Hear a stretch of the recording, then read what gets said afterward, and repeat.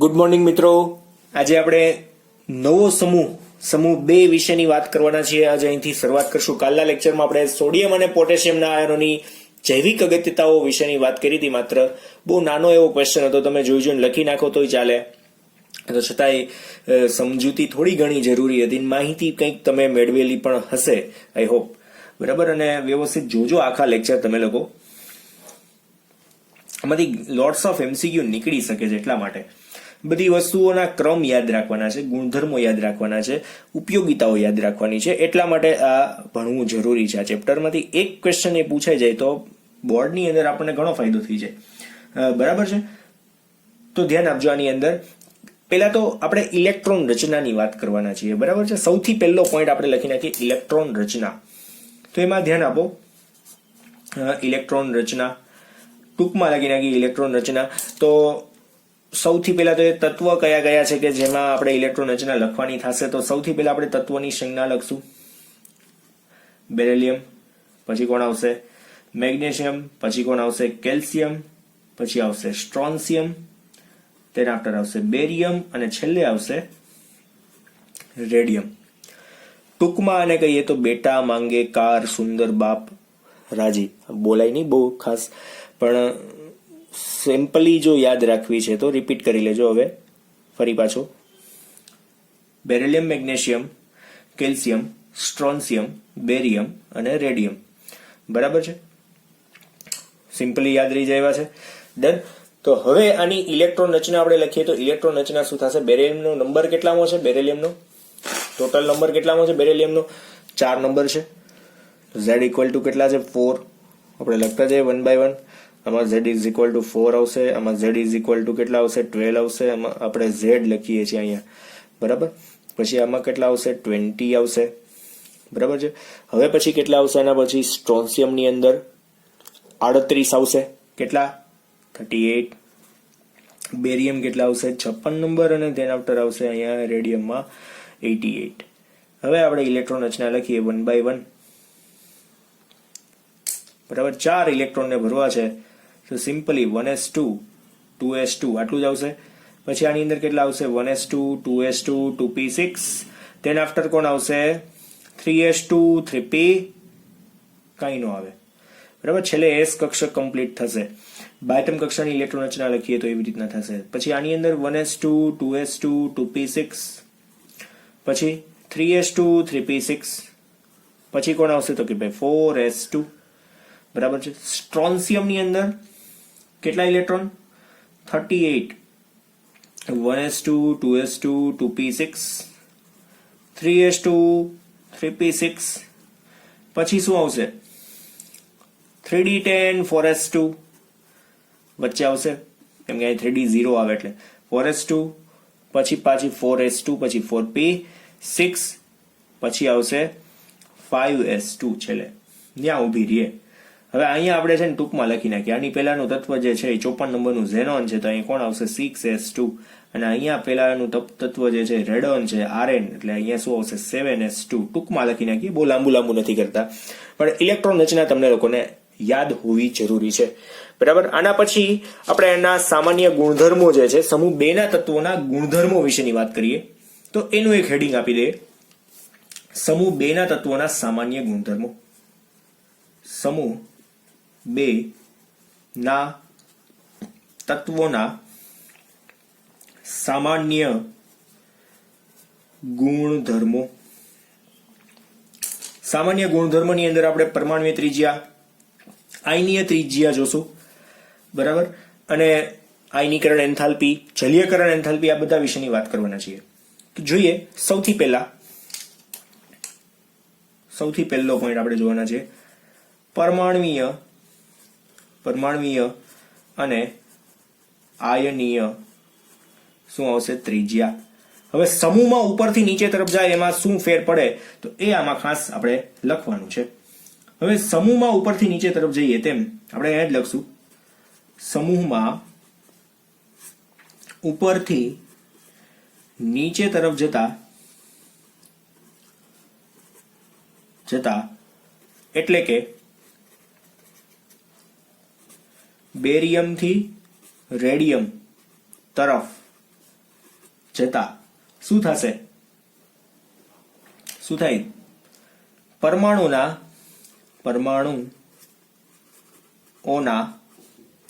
કદ વધે છે, તેથી શું થશે? ત્રિજ્યા કેવી થાય છે? વધે છે. શું થાય છે? ત્રિજ્યા કેવી થતી જાય છે? સમૂહમાં ઉપરથી નીચે તરફ જાય એમ ત્રિજ્યામાં શું થઈ જાય? વધારો. બરાબર છે. અને કેન્દ્રીય વીજભાર પણ વધતો જાય છે, પણ આપણે એ લાંબુ લખવાની જરૂર નથી અહીંયા, કે પરમાણુનું કદ શું થાય? વધતું જાય, તો ત્રિજ્યામાં પણ શું થાય? વધારો થાય. પછી કઈ ત્રિજ્યા? તો આયનીય અને પરમાણુય બંનેની ત્રિજ્યાની અંદર શું થઈ જાય? વધારો થાય જ છે. એમાં કોઈ વધારાની વાત આવતી નથી. બરાબર છે. આ પહેલો પોઈન્ટ હતો, સાવ ટૂંકો ટચ. હવે ત્રિજ્યાની સાપેક્ષમાં આયનીકરણ એન્થાલ્પી એનાથી કેવી થઈ જશે? આખી એક્ઝેક્ટલી ઓપોઝિટ થઈ જશે. એટલે આપણે અહીંયા લખીએ છીએ આયનીકરણ એન્થાલ્પી. એક અહીંયા છે ને આમ એરો બતાવી દઈએ. બેરિયમથી, ઓહો બેરિયમ લખાઈ ગયું છે ના, સોરી, બેરેલિયમથી એટલે કે બીઈ થી આરએ તરફ જતા આવશે. અહીંયા શું આવશે? બીઈ થી આરએ તરફ. બેરેલિયમ થી રેડિયમ, મારાથી મિસ્ટેક થઈ ગઈ. આયનીકરણ એન્થાલ્પી કોને કહેવાય? તો તમને લોકોને ખ્યાલ જ છે. આયનીકરણ એન્થાલ્પી એના વિશે વાત કરીએ તો એક ઇલેક્ટ્રોન સરળતાથી દૂર કરવામાં થોડીક પ્રોબ્લેમ પાડે છે, કેમ કે એસ કક્ષક છે એ સંપૂર્ણ ઇલેક્ટ્રોનથી ભરાયેલી છે. બરાબર. એટલા માટે આપણે આની અંદર જે વાત લખી શકશું એમાં પોઈન્ટ શું થશે કે બીઈ થી BA તરફ જતા શું થાય? પરમાણવીય કદ વધે છે, જેથી શું થશે? જેથી આયનીકરણ એન્થાલ્પી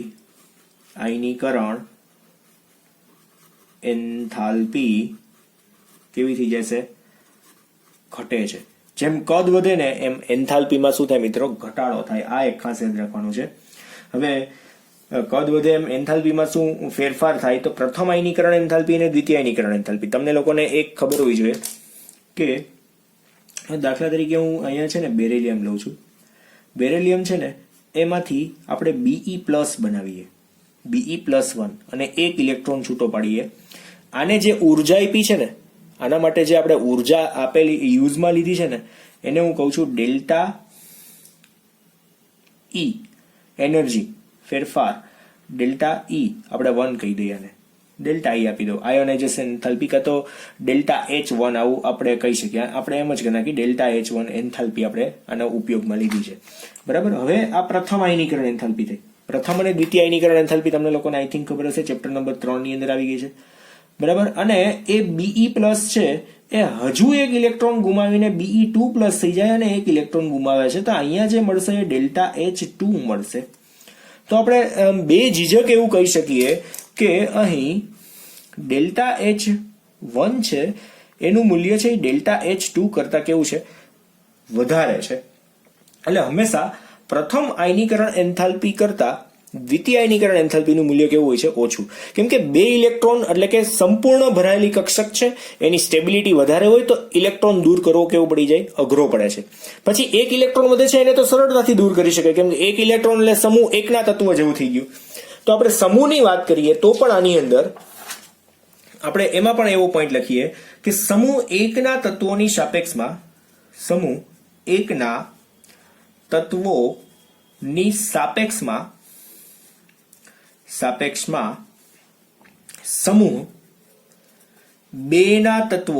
બેના તત્વોની આયનીકરણ એન્થાલ્પી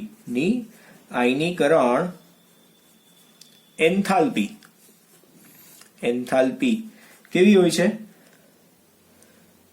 વધારે હોય છે. ફોર એક્ઝામ્પલ, એટલે આપણે ડેલ્ટા H1 કહી દઉં છું. ડેલ્ટા H1 સમૂહ 1 માટે, સોરી સમૂહ 2 એની જે છે એ સમૂહ 1 ના તત્વો કરતા કેવી છે? વધારે છે. ડેલ્ટા H2 જે છે એ સમૂહ 2 ના તત્વો કરતા સમૂહ 1 ના તત્વોની અંદર કેવી છે? ઓછી છે. આમ જોઈએ ને ખરેખરમાં તો એવું છે કે સમૂહ 1 ના તત્વની અંદર એક જ ઇલેક્ટ્રોન દૂર થઈ શકે, બીજો ઇલેક્ટ્રોન દૂર કરવા માટે તો અતિશય વધારે ઉર્જાની જરૂર પડે. એટલે આપણે આ વિધાનને આની અંદર સરખામણીમાં લઈ શકતા નથી. પ્રથમ અને દ્વિતીય એન્થાલ્પી જે છે એમાં સમૂહ 1 ના તત્વોમાંથી એક ઇલેક્ટ્રોન દૂર થઈ જાય ને પછી નિષ્ક્રિય વાયુ જેવો થઈ જાય. એટલે આપણે અહીંયા સરખામણીમાં આ બીજી સરખામણી કરતા નથી. આપણે મિસ્ટેક થઈ ગઈ છે તો આ આપણે વ્હાઇટનર મારીને ધાબા પાડીએ, વાંધો નહીં. બરાબર ને? વળી તમારાથી લખાઈ જશે ને તો બહુ અનર્થ થઈ જશે, ખોટું અનર્થ થઈ જાય. આપણે એને રોકવું છે વ્હાઇટનરથી. ચાલો, આયનીકરણ એન્થાલ્પી અહીંયા પૂરી થઈ ગઈ. હવે નેક્સ્ટ થર્ડ વન, ધ્યાન આપજો, જલીયકરણ એન્થાલ્પી. જલીયકરણ એન્થાલ્પી આ તો તમે ભણી ગયા છો, જલીયકરણ એન્થાલ્પી ઓલરેડી. શું આવશે આની અંદર? ટૂંકમાં જ લખીએ, BE થી BA તરફ જતા M2+ આયનોની, એટલે કે સમૂહ 2 ના તત્વોના જે Be2+ થી Ba2+ આયનો તરફ જાય એમ આયનોની શું થશે? જલીયકરણ એન્થાલ્પી. જલીયકરણ એન્થાલ્પી શું થશે? ઘટે છે. બરાબર છે? એનું કારણ શું છે? કારણ M2+ આયનો ના કદ વધે છે. જેના લીધે આપણે એવું કહી શકીએ કે જલીયકરણ એન્થાલ્પીમાં શું થાય છે? ઘટાડો થાય છે. તો આયનીય કદમાં આપણે આયનીય કદ માટે લખી નાખીએ, આયનીય કદ નો ક્રમ લખીએ. તેનો ક્રમ શું છે? આયનીય કદ માટેનો ક્રમ શું? તો કંઈક આવો થશે, Be2+. જો આયનીય કદ કેવા થશે તો Be2+ છે, પછી કોણ આવશે? Mg2+. M2+ આયનના કદમાં વધારો, ઊંધો આવશે ને, કદની અંદર વધારો. પછી આવશે Ca2+, પછી આવશે Sr2+, અને છેલ્લે આવશે Barium2+. આયનોના કદમાં વધારો થશે. બરાબર? આ રીતના આપણે આ નિશાની ખોટી હતી. ત્યાર પછી જલયુક્ત આયનોનું કદ. જલયુક્ત આયનીય કદ એ આપણે લખીએ. ખાસ જોજો આમાં આ જે છે ને યાદ રાખવાનું છે. દાખલા તરીકે આપણે જે જોયું છે Be પછી H2O કેટલા મોલ છે ખબર નથી, BeH2ON રેસ્ટુ આપણે લખીએ 2+. આનું આ સૌથી વધારે જલીયકરણ થવાનું છે. પછી આમાં આ ક્રમ તમારે ખાસ યાદ રાખવાનો છે. પછી કયો ક્રમ આવવાનો છે?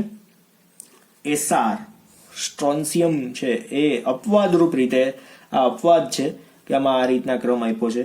બરાબર છે? એટલે તમે ખાસ Sr, પછી એનાથી ઓછું આવશે બેરિયમ, BaH2ON રેસ્ટુ શું આવશે અહીંયા? 2+.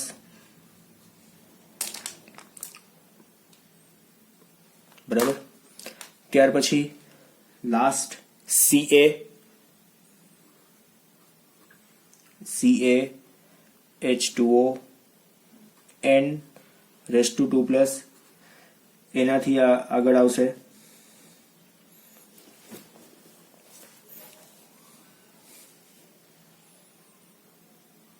કેલ્શિયમ. હવે કયા બાકી રહ્યા? મેગ્નેશિયમ.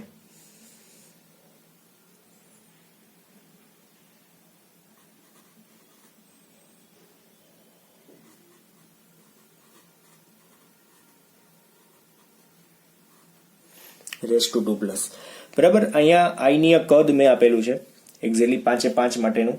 તો એ આ રીતના ટૂંકમાં આયનીય કદ શું જલીયકરણ કઈ રીતના થાય છે અને જલીયકરણનો ક્રમ એક્ઝેક્ટલી છે, પણ આપણે ખરેખરમાં આ ક્રમના બદલે આને જ યાદ રાખશું. જેમ આયનોના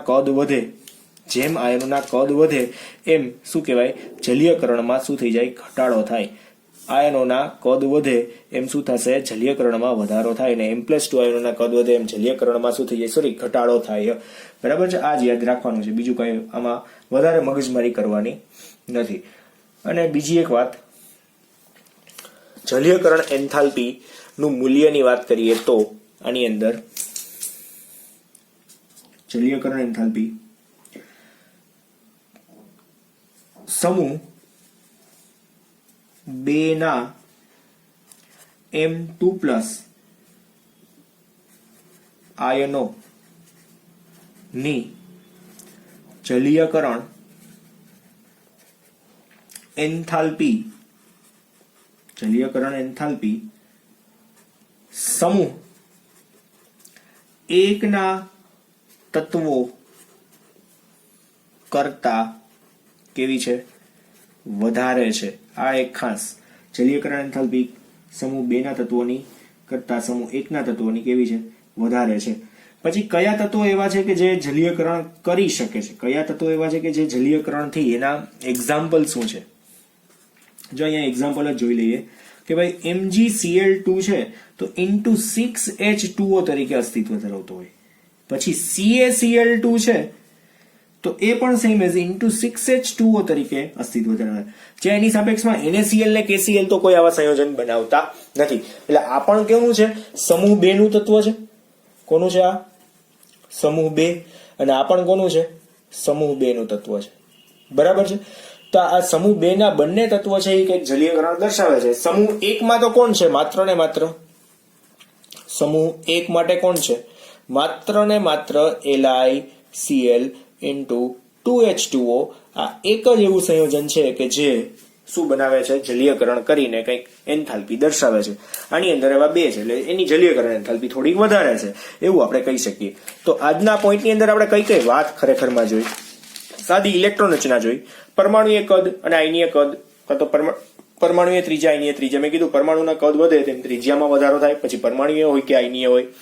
આયનીકરણ એન્થાલ્પીની અંદર શું વાત જોઈએ કે બેરિલિયમ થી બેરિયમ તરફ જાય, કદ વધે તો આયનીકરણ એન્થાલ્પી કેવી થઈ જાય, ઘટતી જાય. પણ એમાં પણ ખાસ પ્રથમ આયનીકરણ એન્થાલ્પીનું મૂલ્ય હંમેશા દ્વિતીય આયનીકરણ એન્થાલ્પી કરતા કેવું હોય, વધારે હોય. બીજી વાત, સમૂહ 1 અને સમૂહ 2 ના તત્વોની આપણે સરખામણી કરી. સમૂહ 1 અને સમૂહ 2 ના તત્વોની અંદર સમૂહ 1 ના તત્વો છે ને એની એન્થાલ્પી છે એ સમૂહ 2 ના તત્વો કરતા કેવી થઈ જશે, ઓછી થઈ જશે. પ્રથમ આયનીકરણ એન્થાલ્પી. દ્વિતીય આયનીકરણ એન્થાલ્પીમાં ઊંધું થઈ જશે, એટલે આપણે દ્વિતીય કાઢી જ નાખી છે, એની આપણે સરખામણી કરતા જ નથી. બરાબર છે. જલીયકરણ એન્થાલ્પી માટેની વાત કરીએ તો બેરિલિયમ થી બેરિયમ તરફ જાય એમ આયનોના કદ વધે એમ એન્થાલ્પી જલીયકરણમાં શું થઈ જાય, ઘટાડો થઈ જાય. એટલે બેરિલિયમ એક તો પહેલા તો બનાવતો નથી, BeCl2 into 2H2O કે XH2O એવું સંયોજન ખાસ નથી જોવા મળતું. પણ મેગ્નેશિયમ અને કેલ્શિયમ છે ને એ અપવાદરૂપ રીતે દેખાડે છે. પછી આગળના તત્વોમાં કદ વધી જાય એટલે એવા સંયોજનો ક્યાંય જોવા મળતા નથી. એટલે જલયુક્ત આયનોના કદ માટેની આ વાત આપી છે. તો જલયુક્ત આયનોનું કદ, ટૂંકમાં જલયુક્ત આયનો કેવી રીતના સંયોજન બનાવતા હોય છે, તો અહીંયા સંયોજન તો બનાવવાની ટ્રાય કરી છે, પણ આને તમે એમનેમ જ રાખી દેજો એક્સ્ટ્રા તરીકે. બરાબર છે, એક્સ્ટ્રા. આ પોઈન્ટ કદાચ યાદ નહીં રાખો તો ચાલશે. આ સાવ વધારાની માહિતી છે, આપણે એમ કહી દઈએ અત્યારે, અને કંઈ ખાસ યાદ રાખવાની જરૂર નથી. બીજી વાત આમાં ખાસ, સમૂહ 2 ના તત્વો જે છે એમના જલીયકરણ એન્થાલ્પીના મૂલ્યો સમૂહ 1 ના તત્વો કરતા કેવા છે, થોડાક વધારે છે. એટલે કે MgCl2 into 6H2O અને CaCl2 into 6H2O જેવા સંયોજન બનાવે છે. સમૂહ 1 નું તત્વ એક જ સંયોજન બનાવે છે. બરાબર. એટલે સોડિયમ ક્લોરાઇડ, પોટેશિયમ ક્લોરાઇડ તેવા કોઈ સંયોજનો બનાવતું જ નથી. એટલે એની એન્થાલ્પી કેવી થઈ જશે, આ લોકોની વધારે. કોના કરતા, સમૂહ 1 ના તત્વો કરતા. બરાબર છે. તો આજે આપણે અહીંયા સુધી રાખવાના છીએ. હવે કાલથી આપણે ફરી પાછો વ્યવસ્થિત લાઈનમાં આવી જશું. ભૌતિક ગુણધર્મ, રાસાયણિક ગુણધર્મ, બધી જ વાતો વ્યવસ્થિત લાઈન બાય લાઈન જોતી જવાની છે. આજે આપણે ભૌતિક ગુણધર્મ સાથે એડ નથી કરતા તો વળી પાછી 10-15 મિનિટ વધારાની વહી જશે ને એ તમારો સમય આપણે બગાડતા નથી. ધીમે ધીમે પાકું કરતા જાઓ, કેમ કે આ ગુણધર્મો છે આજે હજુ સ્ટાર્ટિંગમાં કઈ નથી.